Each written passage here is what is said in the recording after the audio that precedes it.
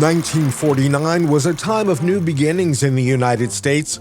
The country was just a few years out of World War II, and Americans were settling into post-war life and enjoying its benefits. WDET would begin broadcasting to Detroiters in February of that year, but let's start at the beginning. The UAW began working to start a radio station in the mid-1940s. Union officials said a radio station would give the UAW a chance to get its message out. They said labor had been denied the right to free expression on the air by certain broadcasting interests. In short, they felt commercial radio overwhelmingly served American business. Here's UAW President Walter Reuther opposing the 1947 Taft-Hartley Act, which limited the power of unions.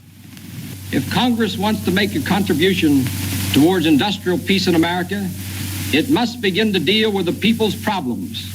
It must roll back the cost of living, give our veterans and their families decent homes, give our children educational opportunities, and provide the old people of this country with security in their old age. The UAW launched an effort to purchase a station in Flint the year before, but that fell through. The union also tried to buy a station at 680 on the AM dial in Detroit. That didn't work either. Space on the AM dial was hard to come by, so the UAW decided to go with new technology, FM radio. There were just 2 FM stations listed in Detroit at the end of 1946. In October of that year, the union filed for broadcast licenses in 6 U.S. cities: Los Angeles, Chicago, Cleveland, Newark, Flint, and Detroit. But within a couple of years, legal and financial issues whittled that list down to 2 UAW stations, one in Detroit and one in Cleveland. A list of 10 prospective names for the new Detroit station was presented to UAW President Walter Reuther in 1947. His top picks were WUAW and WCIO, names that would reinforce the station's connection to the labor movement. WCIO dropped off the list, and months later, officials found out that WUAW wasn't available because it was being used by an Army ship.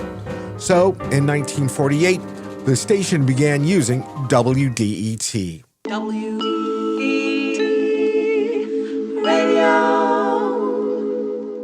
The UAW also released a policy statement for the radio station that year. Some of the key tenets were that the station would be operated on a non-profit basis. No more than 50% of the airtime would be available for commercial sponsorship. No time would be sold for controversial issues, but free time would be available to talk about those concerns. There would be foreign language broadcasts, programs for black issues, and to discuss politics.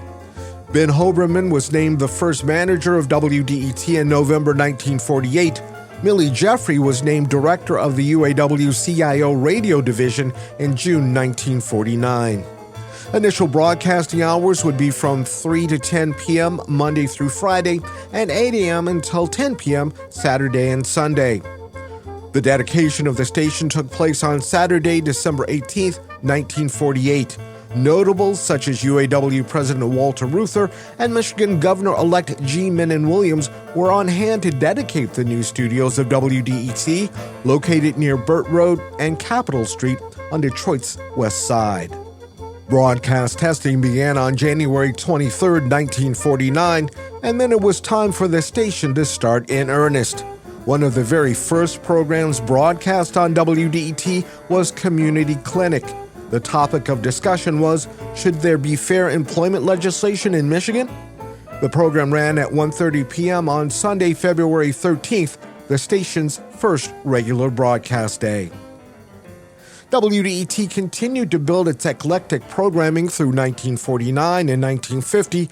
The idea was to get working people in Detroit the news, information, and entertainment they needed and wanted. WDET played symphonic music like this from around the world. One of the station's staples was the Library Symphony, which ran nightly at 8. There were foreign language programs in Polish and Dutch, which couldn't be heard anywhere else in Detroit. These are modern recordings, but may give you a sense of what the station sounded like at times 75 years ago. У В'єтнамі та відомому техаському місті Остін художник, скульптор There та were музикант. political discussions Каже, and коли speeches 24 dealing with лютого everything from the promise of the 20th century to infant health. And of course, there was plenty of material dealing with the union, including talks on workers' rights and updates on strikes like the actions against Ford in 1949 and Chrysler in 1950.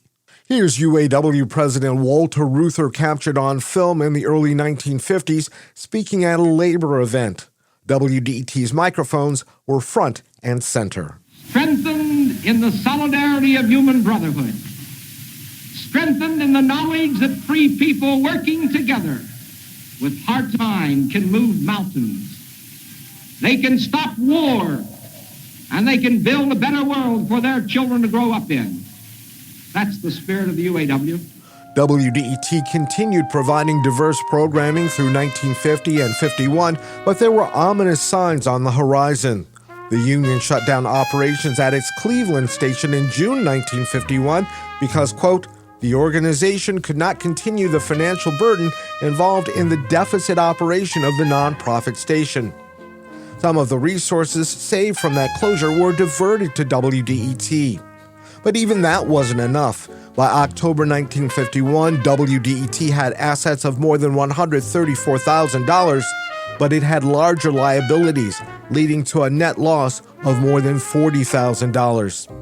A story about WDET's financial problems and the UAW's decision to close the station hit page 1 of the Detroit News on Wednesday, March 26, 1952. The union said limited audiences and financial losses were behind the move.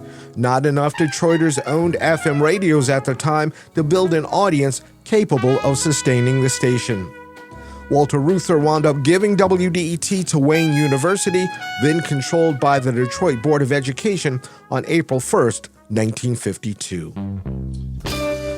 WDET has made many changes since the transfer of control in 1952, but many of the early foundations from that UAW document in 1948 remain in place today, including a commitment to fair and objective news coverage, free discussion of important issues, a well-rounded presentation of music and educational features, and a commitment to the people of Detroit.